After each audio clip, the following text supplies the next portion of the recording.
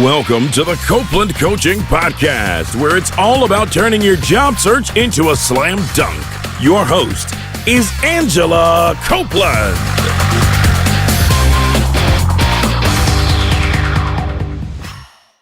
Welcome to the Copeland Coaching Podcast. I'm your host, Angela Copeland. On the phone with me today, I have Ray Bixler in Philadelphia, Pennsylvania. Ray is the CEO of SkillSurvey, an online reference checking firm that helps organizations recruit, hire, and retain talent.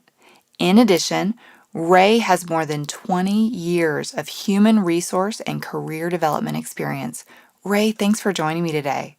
Angela, thank you for having me. It's a great pleasure for me to join your podcast. Well, it's so nice to meet you. And this is an exciting topic, I think, from a job seeker perspective. Sometimes this is a frustrating area, so I'm hoping we can really sort of shine some light on it and understand it a little bit better. Well, from an employer side, help us to understand, why is it so frustrating for an employer to verify our references as we're going through the hiring process? Yes, so just to kind of briefly touch on your audience and your question, reference checking for almost everybody involved today is an uh-oh moment in the hiring process. It's something that the employers really don't enjoy pursuing, and of course it can be an uh-oh moment for the applicant who may not be prepared. But getting back to your question, from an employer perspective, it's frustrating because, sometime in the late 20th century, Angela, companies started to get very worried about being sued for liability or potential challenging issues they might resolve from a reference check. And actually references felt the same way. And so for the most part, over the past 20 years or so, references really don't offer much more than verifying dates of employment when they are requested to be a reference for a job applicant. And so it's frustrating for an employer is that very fact that they're not getting any relevant information with regards to how the applicant might perform in a similar role when they worked alongside or with a reference outside of just verifying the date of employment. Well, so tell me, how do you sort of fix this problem over at SkillSurvey? I mean, how do you change this process? So our company said there's got to be a better way. There's got to be a better way for references to get re-engaged, re-involved in being comfortable sharing very important information about the job applicant before a hiring decision is made. And so we looked at it from the perspective of the reference. How can we make it easier for the reference to complete the step? And so we put it online, in fact, made it a mobile-driven type of technology where a reference, and by the way, an applicant can use their device of choice. For the most part, a smartphone or an iPad might be that device. But we then wanted to create this online or mobile forum, if you will, that was very open and confidential, giving the references the opportunity to share their feedback on the job applicant in a very confidential way, whereby a report that is then sent back to an employer does not necessarily suggest what the reference said. They are averaged together and aggregated together, all the comments received, in a way where it can't be pointed back to one particular reference. Oh, that's very interesting. So is it more than just free form then? So they're not just typing out their their description of the person?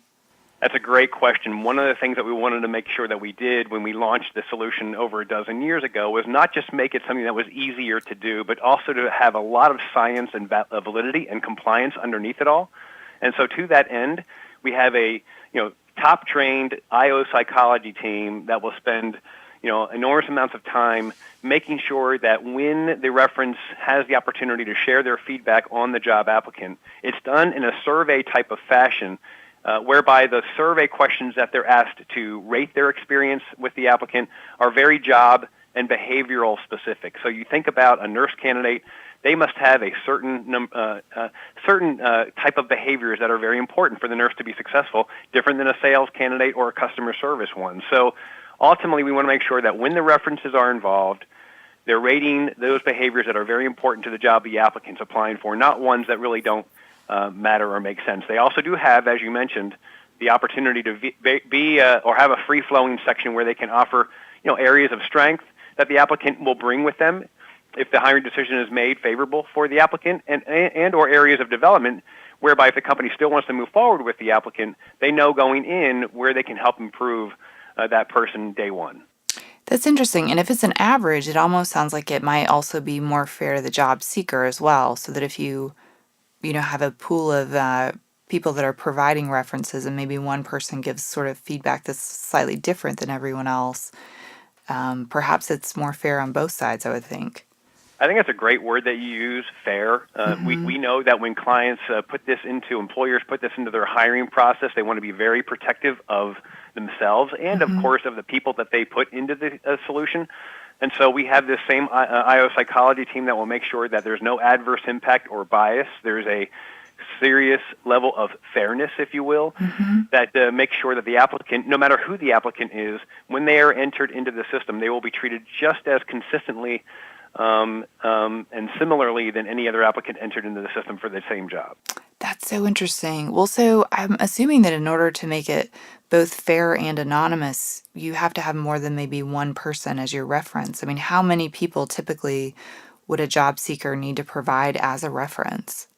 That's a great question because ultimately this has changed really everything about reference checking. Traditionally, when the phone is still used or was used 20 years ago by employers to reach out to a reference or two, that's really all they could do is reach out to one or two people to verify dates of employment and maybe ask a few questions. I'm not sure if they would be answered.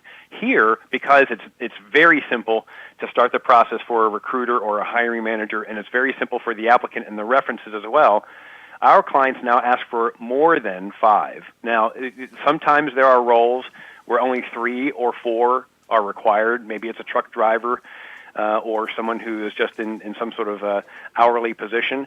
But for a professional level, and even some hourly, but certainly on the senior executive side as well, we've seen as many as 6 or 7 references being requested, mandated by our employers for the applicant to enter in that number of references.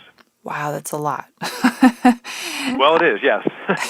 I mean, I could see how that helps to keep it anonymous. It helps to make it more fair. I definitely, I see the pros of it. I think the one thing I hope companies keep in mind, although I know this is outside your area, but is, sometimes as job seekers, we go through this process and we put in a ton of energy. And then when the company decides not to hire us, they don't always tell us. They just kind of disappear. And so I certainly hope companies that use your product will be sure to tell people when they're not selected after putting in all that work. But in the past, we would typically, as a job seeker, just keep a letter of reference. Like we would get an actual printed, typed up letter. I would assume that you would not probably recommend that anymore. Is that safe to say?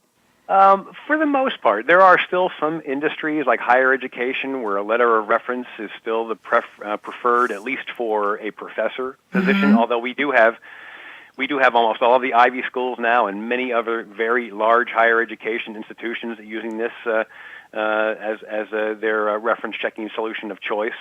So letters of reference are going away a little bit. There actually has been studies that have shown letters of reference show bias from a female or a male candidate. There is bias built into letters of reference, even if the person writing the letter didn't mean it that way. Studies have shown that, and so you got to be careful with your letters of reference. On the automated side, it is just a better solution that ultimately can help people get better information on the job applicant, and so the applicants do need to be prepared going forward that online reference checking is here to stay. The rating systems are here to stay. You've seen it in restaurant choices, hotel choices, TripAdvisory, those types of things. And so references kind of get it, that automation is a good thing. It's a good way to go ahead and rate their experience on people or places that they stay. Absolutely. When we first started talking, I was a little on the fence either way in terms of if the concept of online reference checking was a good one. But as you're describing it, I think I'm falling in love with this idea because when you take the bias out and you make things more, average, I don't know, I really, really like that. I feel like it's in favor of both the job seeker and the company. But so as we're working to line up our references, as we, are gathering these 6 people to get together to kind of submit, do you have any tips for us as job seekers in terms of how to line up references? Yeah, you must alert and get permission from your references. You should certainly instruct your references that you, the applicant, were just told by a potential employer that you're interviewing with that they're going into the reference checking step of their hiring process. They've told the applicant that an online solution is now being used. This does not mean that references shouldn't still be advised by the applicant, and make it very clear that, look, I plan to choose you. Are you okay with that? And, oh, by the way, could you kind of give me a sense as to how you'd rate me and how you'd view our working experience together? All very important to do. Wow, that's a difficult question to ask. Do you find that people really ask it?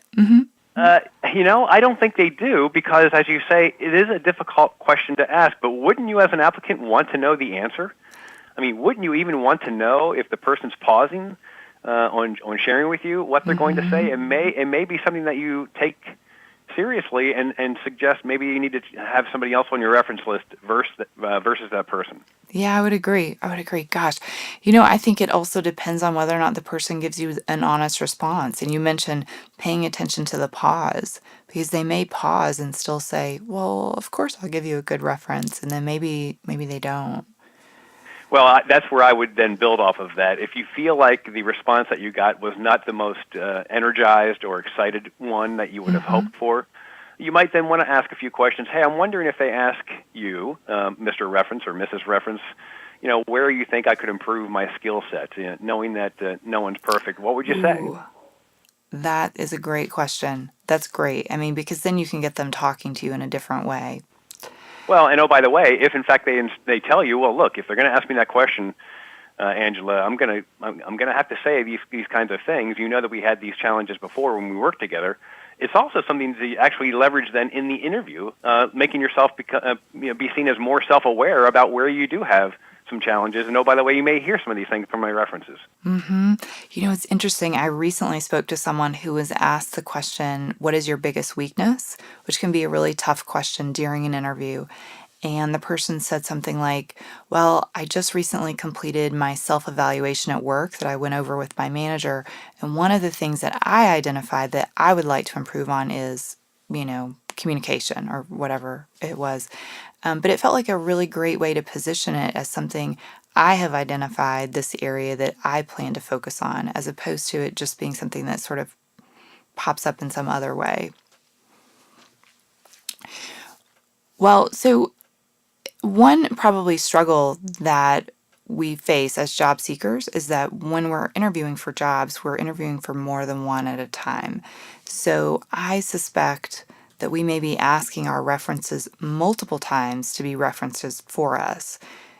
Do you have any thoughts on how many times is too many to ask someone to be a reference in a short period of time, or what would be a reasonable number of times to ask our former boss to be our reference? That's another great question, and another reason why you should really do, as an applicant, your best job of gathering 8, 9, 10 references that you can leverage at any given moment if, in fact, you're applying to 2, 3, or 4 jobs, which is not uncommon, right? If you are, again, somebody who is in a particular profession and you're out there looking for work, you might apply a few times and may actually get through the hiring process far enough where you are asked to enter in your references. I think the ability to get that many references is different now than it was even a decade ago. People are moving from job to job every couple of years, and so they have plenty of former bosses, plenty of former colleagues, and so gathering that number is important to answer your question, which is probably not more than 2. I would say 3 is kind of stretching it a little bit. The beauty of our solution, though, Angela, is that it is online. It gives the reference the opportunity to do it at their convenience. Where phone calls are usually made between the hours of 8 to 5 or 9 to 5 between a recruiter and a reference. This again can happen at 4 a.m. in the morning or 11 p.m. at night for a reference to go ahead and complete it, and it only takes a couple of minutes. And oh, by the way, again, they're not having 2 or 3 uncomfortable conversations with someone that they don't know. They're doing this online in a very confidential way in the comfort of their own home or someplace that they feel very good doing it. Oh, that's true. It does take out that scheduling element that you probably really face when you're trying to do it over the phone or in person, like you said. and also the uncomfortable part. That's right. That's right. Oh, wow. Well, so I saw something on Harvard Business Review about your company and some research that your team was doing, and there may be even more research than this I'd love to hear about, but I understand that you actually launched a survey to describe sort of the comments that people provide about references, and in particular, when people provide suggestions about areas for improvement, it sounds like you found some trends in terms of how references often answer that question. Yes, so this builds off of something that you and I just were talking about, which is when the surveys are sent out to the references of the job applicants, there is a free flow text area where they can, basically type in whatever they choose. And we ask two questions. Would you please share the three or more areas of strength that this applicant will bring with them for the role? And can you also offer, three or more areas of improvement, knowing that no one's perfect, right? And so what we saw in the study as our data analytics and scientific team analyzed this all the time is that there were some consistent areas of improvement across all of the applicants from the references point of view. At the top were confidence. It's interesting, right, that some of the references thought the applicants should be more confident in their behavior, should be more assertive, more confident in how they carry out their work every day. Communication was very key, not being as strong of a communicator as they should be, making sure that they're more self-aware when they are communicating with others. Those were two of the top. Another one was knowledge. Industry-specific knowledge was actually near the top of the list, in that the references thought that some of the applicants didn't have that level of expertise that was important for them to be successful in their previous role. That's so interesting. I think one thing that's also interesting about some of this feedback, these areas of improvement, sometimes as job seekers, we think, oh, I don't have quite the right degree, or I don't have, there's something that I don't have that's missing from my resume. And especially for on the younger side, it's interesting though that those first couple are things that, no matter what our age or our background is, we could master those, confidence and communication if we really work on it. So it's kind of interesting. I think probably industry experience or industry knowledge obviously is going to come more with time, but that's great. Well, I also noticed in the research that you had some of the top strengths, things that people were, given kudos for. Would you share with us what some of those were?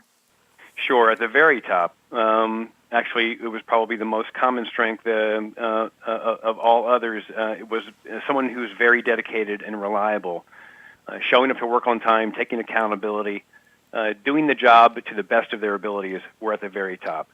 A team player, where the communication and collaboration of the individual is strong in this day and age. That's very important.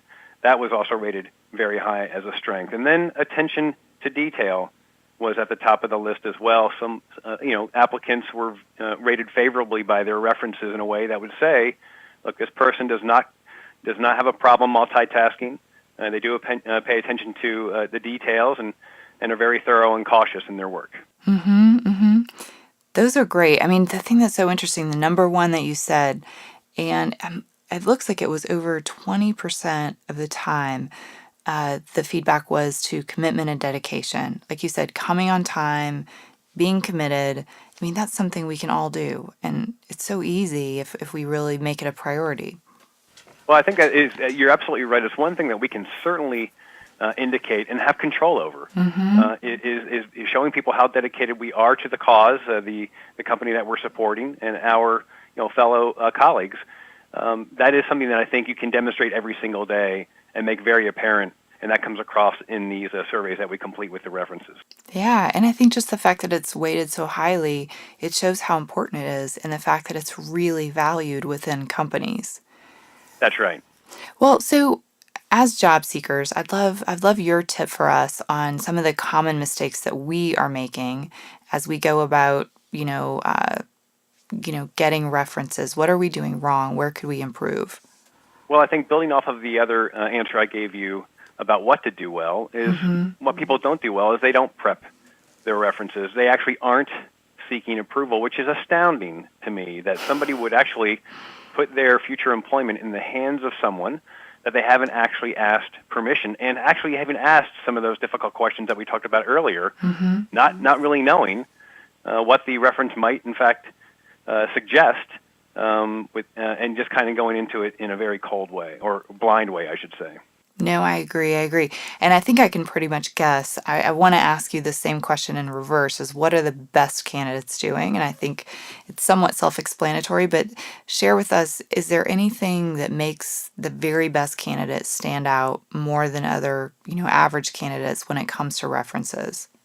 I think references want the respect of the applicant. Therefore, again, asking for their permission is really, really important. I would even say the best applicants inform their references about the roles they're applying for, the reasons that they're applying for them, why they think they would be a good candidate. Here are my strengths that I believe you as a reference saw when we worked together in a previous role. This is what I plan to carry in with a lot of momentum when I'm going to say in the interview. Oh, by the way, I know I have some challenges here, and so if they ask me in the interview where I might need some improvement, I might share this or this. Those are things that are very important. And we talked about how it may be uncomfortable, but we're actually advising applicants to meet their references for a cup of coffee or over lunch to really see visually how the references might, in fact, respond when those same questions will be posed to them with one of our surveys. Absolutely. It actually reminds me a little bit, not to get on another path, but of the interview style top grading, where I think the candidate actually kind of interacts much more directly with their reference. So it's less sort of like behind the scenes where you're not thinking about it and it's more in your face. But I do like that idea of prepping your reference, maybe sharing a little bit of information about the job and why you're interested in it, all the things that you mentioned. I think it not only helps you get a better reference, but it helps your reference who wants to do a good job for you and wants to recommend you, it helps them to give a better recommendation.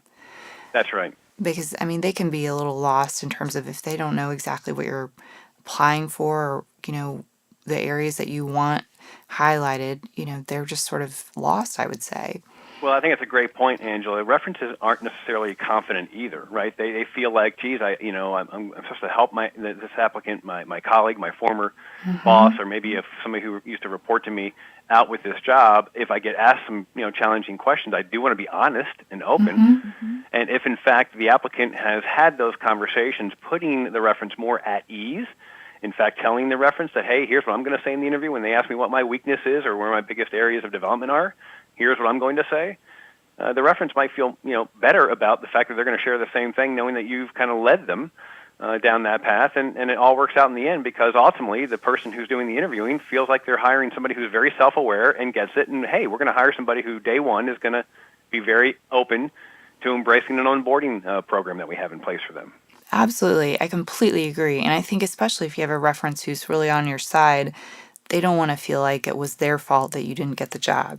So no doubt. Yeah, that's right. You want to prepare them as much as possible. Well, I have one last question. I was just thinking as we were going through the 5 or 6 references or 7 references that we provide, when a company is using SkillSurvey, are those the only references that they call, or is there an opportunity for them to also call additional references as well? Does that ever happen? Well, if it happens, we don't know. Okay. Our recruiters don't tell us that they're calling others outside of what's been reported or the people who've been involved in the SkillSurvey solution. We do know, though, that most tell us that they don't when we ask that question, because ultimately getting 5 references or 6 references is 2 or 3 times more than they used to get. And the fact that they're not spending more than a minute to really complete it for them before the system takes over and ultimately reports given back in about a day or so, they're in love with the solution, which is why our renewal rates are so high. So no, they if they do, they certainly can. And actually what they can then do, Angela, in a best practice kind of way, is build off of what the 5 or 6 references already shared, and if there are some themes there, that they want to build off of those themes when they make another call or two to other people, they can do that in a way that they feel like there are some synergies there. Absolutely. That makes a lot of sense. Well, I feel like we've covered everything. Is there anything else, about the solution that we as job seekers should know? Is there anything we haven't covered? No, I think we've covered pretty much everything. I think it's just very important for your audience to understand that just like everything else evolves, reference checking actually has evolved too. I know that will surprise some people, but they should be ready to hear from somebody that they're interviewing with that, hey, we're moving to an online solution, and that's going to require you to enter in more references than you might have thought. And so please reach out to your references before we go ahead and enter you in the system. If they already have those references, set up and established, then they're way ahead of some other applicants who won't be there. Absolutely, absolutely. Well, where can we go to learn more about you and more about your company? So SkillSurvey.com is our website. We actually do offer people a free trial. So if they want to go onto our website and click on the free trial, they can actually insert someone as an applicant and kind of live it and breathe it and feel it for a little bit. So we highly recommend people to come to our website and take us out for a test spin. Well, awesome. Ray, thank you so much for joining me. This has been great. Thank you, Angela. Thank you, everyone, for listening, and thanks to those of you who sent me questions. You can send me your questions to angela@copelandcoaching.com. You can also send me questions via Twitter. I'm @CopelandCoach, and on Facebook, I'm Copeland Coaching. Don't forget to help me out, subscribe on iTunes, and leave me a review. Thank you for listening to the Copeland Coaching Podcast today with your host, Angela Copeland. Tune in next time to get more great tips on turning your job search into a slam dunk.